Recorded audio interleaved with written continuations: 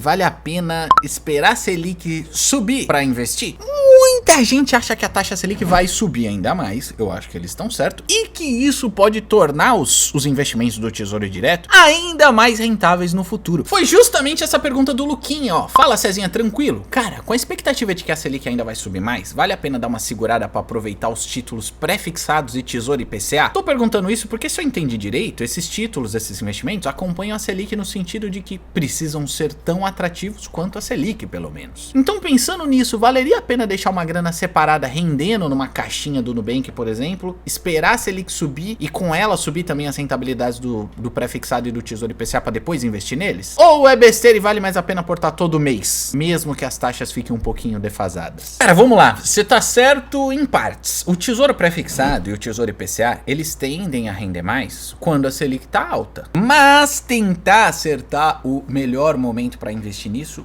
pode ser um pouquinho arriscado, você tem que ter em mente algumas coisas. As rentabilidades estão subindo do Tesouro IPCA e do Tesouro pré-fixado não só porque a Selic está subindo diretamente, mas essa alta atual tem mais a ver com o risco Brasil. Resumindo bastante, tem o tal do desajuste fiscal, que é o governo gasta mais do que arrecada com impostos. Isso não é novidade desse governo, já está acontecendo desde antes, só que está gerando um déficit, né? A conta não fecha, o governo está ficando cada vez mais endividado. Com essa percepção, todos os investidores, principalmente os grandes investidores institucionais, grandes bancos, fundos de investimentos internacionais, falam: olha, eu tô achando que o Brasil tá mais arriscado, embora ninguém tá falando que o Brasil não vai ter condições de honrar com as rentabilidades dos títulos do Tesouro. Com o aumento do endividamento público, obviamente essa chance fica um pouquinho mais próxima. E por isso os grandes investidores institucionais, grandes fundos de investimentos exigem maior rentabilidade, caso contrário eles vão deixar de fazer novos investimentos no Tesouro ou até retirar aquilo que eles já investem em títulos públicos. Percebeu que a alta da rentabilidade do Tesouro IPCA, do Tesouro pré-fixado, tem a ver até com a alta da Selic, mas também tem a ver, e preponderantemente, com esse aumento do risco Brasil. E olha a rentabilidade do Tesouro IPCA 2045. Já não dá para fazer investimentos nessa aplicação aqui, mas é como ele tem o histórico de investimentos mais longo, eu consigo ver a rentabilidade. Isso aqui é o bônus acima do Tesouro IPCA. A rentabilidade está atualmente em Tesouro IPCA mais 7,58 e já foi bem mais baixa, tipo Tesouro IPCA mais 2,99 lá em 2019. O que eu quero que você preste atenção é aqui, ó, ele já tá muito próximo da máxima histórica, se é que não tá na maior rentabilidade que já teve. Vale a pena você tentar acertar o cozinho da mosca e pegar uma rentabilidade ainda mais alta? Olha, eu acho que não, já tem uma ótima rentabilidade para você que quer investir nesses investimentos que estão disponíveis hoje e ficar até o vencimento, e também para quem quer fazer marcação a mercado, que é uma tática um pouquinho mais avançada de resgatar antes e ter um lucro ainda maior do que o contratado. Ao investir recorrentemente, todos os meses, em vez de querer esperar a rentabilidade ainda aumentar, você já vai aproveitando excelentes rentabilidades como a gente tem hoje em dia. Então assim, você deixar num Tesouro Selic, numa caixinha no Nubank com liquidez diária, você vai ter uma rentabilidade razoável, porque a Selic tá alta, mas deixar o dinheiro parado nesse tipo de coisa pode significar você perder boas oportunidades. E isso para quem já tem reserva de emergência em dia, tá? Não tô falando que você tem que colocar Tesouro IPCA e Tesouro pré-fixado para sua reserva de emergência, de jeito nenhum. No fim desse vídeo, inclusive, eu vou mostrar a minha estratégia, que eu investi 80 mil reais no Tesouro Direto agora no começo do ano, justamente para aproveitar esses bons momentos de boas rentabilidades do Tesouro. Outra pergunta: morar na cidade grande ou no interior, o que faz mais sentido? Já respondo essa, mas deixa eu me apresentar para quem tá chegando por aqui, porque eu me mudei de São Paulo e vim para Itacaré, morar num sítio. Larguei todo o luxo, ostentação de Faria Lima, SUV, vendi o ninho surfar todo dia na Bahia. Eu sou o César Esperandio, esse é o Economic, a tradução dos investimentos, e aqui eu falo todo dia de liberdade financeira e vida simples. Se inscreve pra você acompanhar tudo isso. Olha só o que mandaram: Cezito, eu queria muito morar perto da praia, mas sempre fico pensando se eu tô deixando uma oportunidade de carreira passar. Você sentiu essa dúvida antes de sair de São Paulo? Cara, depende do que você valoriza. Em uma cidade grande, tipo São Paulo, tem mais oportunidade de emprego? Sem dúvida. Aqui em Itacaré, você encontra muito mais oportunidades de emprego ligado ao turismo, que não paga tão bem assim. Tem gente como eu que vem com um estágio da carreira um pouquinho mais avançado e faz home office, aí muda tudo, né? Só aqui em São Paulo, que tem mais oportunidade, também tem um custo de vida bem maior. Os níveis de estresses e desgastes são bem mais altos. Você ficar, 2, 3 horas em transporte público, em trânsito para chegar no seu local de trabalho, tudo isso conta. Em locais de interior ou praia, numa cidade minúscula como eu vivo aqui, Itacaré, que tem 40 mil habitantes, o custo, ele pode ser bem menor. Itacaré poderia até ser mais barato do que em São Paulo. É mais barato, mas poderia ser bem mais, porque Itacaré tá tão turístico que as coisas estão carinhas por aqui. Eu diria que se você tem uma possibilidade, como eu, de ter uma liberdade geográfica, trabalhar de home office e tem gosto por sair de uma cidade grande,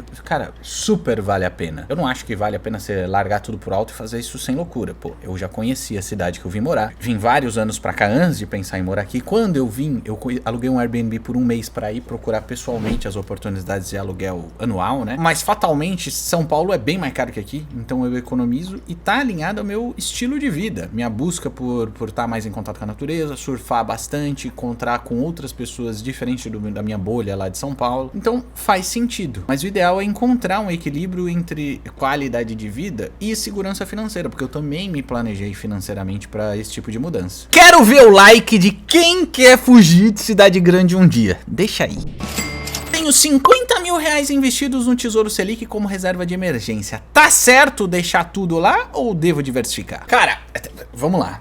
Você tem que fazer as contas da sua reserva de emergência. Olha essa continha aqui. Se você gasta em média 3 mil reais por mês, essa calculadora que chama regra da reserva de emergência mostra que você deveria ter uma reserva de emergência de 9 mil reais se fosse do tamanho de 3 meses, de 18 mil reais de 6 meses e de 36 mil reais se você quiser uma reserva de emergência de um ano. Tem muita gente que se acomoda em investimento para reserva de emergência, tipo Tesouro Selic, CDB de liquidez imediata, e nunca mais diversifica em outras coisas. Se for esse o seu caso, sua reserva de emergência podia ser um pouquinho menor do que onde ela já está aplicada, você já podia diversificar em outras coisas para aumentar a rentabilidade das suas aplicações. Tesouro prefixado, Tesouro IPCA que a gente já comentou, são ótimos exemplos iniciais. Se você investe sua reserva de emergência só no Tesouro Selic, hoje eu também pensaria em diversificar num CDB de liquidez imediata, porque o Tesouro Direto, os servidores estão entrando em greve de vez em quando, e aí você quer resgatar e não consegue naquele dia. Qual que é a melhor estratégia para reserva de emergência na sua opinião? Deixa ela aqui embaixo.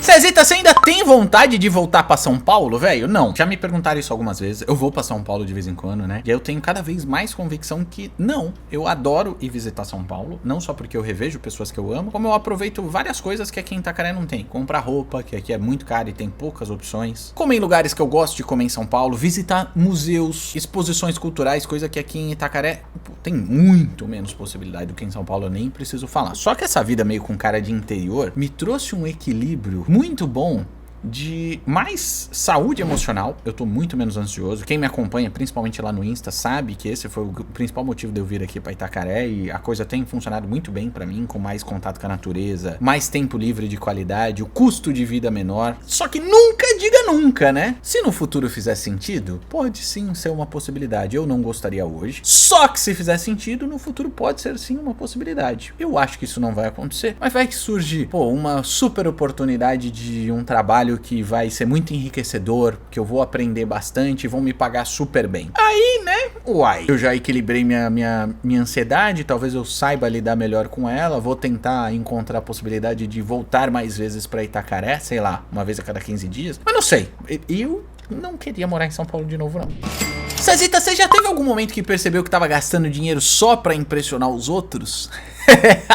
Tive, velho. E o mais louco é que eu percebi isso só quando eu já tinha deixado de gastar, né? Tava muito ansioso na época que eu era economista de banco. Comecei a fazer terapia, comecei a me entender pessoalmente, o que me acalmava a minha ansiedade, tomar mais contato com a natureza. Resumindo, eu sei que isso culminou de eu sair do banco. Passou alguns anos, eu deixei de morar em São Paulo, vim morar aqui em Itacaré. E aí, às vezes, eu faço uma reflexão, uma retrospectiva, e vejo como meu comportamento mudou. Porque se a gente olha de uma semana pra outra, de um mês pro outro, você nem percebe essa mudança. Só quando eu ainda estava no mercado financeiro tradicional, banco, consultoria, eu via que eu sentia a necessidade de usar terno e gravata cara, de frequentar os mesmos ambientes que a galera do mercado financeiro frequentava e no final das contas eles estavam ali para se exibir um pro outro, mostrar quem era mais bem sucedido, porque infelizmente nesse mercado a aparência acaba importando, porque a galera associa o quanto de coisas você tem caro, os ambientes que você frequenta ao seu sucesso profissional, e tudo isso acaba falando, pô, se o cara tem tudo isso, quer dizer que ele é bom e ganha muito dinheiro. Hoje em dia, se eu tivesse uma oportunidade e não gostaria gostaria de viver isso, mas se eu tivesse uma oportunidade que valesse a pena de eu voltar pro mercado financeiro tradicional, eu já voltaria com uma outra postura de desprezo a esses símbolos de status, a essas noias de querer impressionar os outros, provar pros outros que você é bem sucedido, rico, etc. E eu acho que isso me faria ser um profissional ainda melhor. Eu percebo que tem muita gente no mercado financeiro que é muito boa, o mercado financeiro tem gente muito capacitada, muito inteligente, e poderia ir além se não tivesse tão preso ao ego e esses símbolos de status. É o caso que eu comecei a progredir muito mais profissionalmente, ter muito mais resultado financeiro, ganhar mais dinheiro no final das contas. Quando eu me desprendi disso, isso me deu a possibilidade de acalmar minha ansiedade, me deixar mais criativo, ter novas experiências, enfim, já comentei disso em vários vídeos. Aliás, num deles, eu mostrei como essa minha transição para uma vida mais simples me fez engordar minha conta bancária, meus investimentos, não apenas porque eu estava economizando e investindo mais, mas justamente porque todo esse processo trouxe uma calma mental e uma possibilidade de estar mais produtivo, de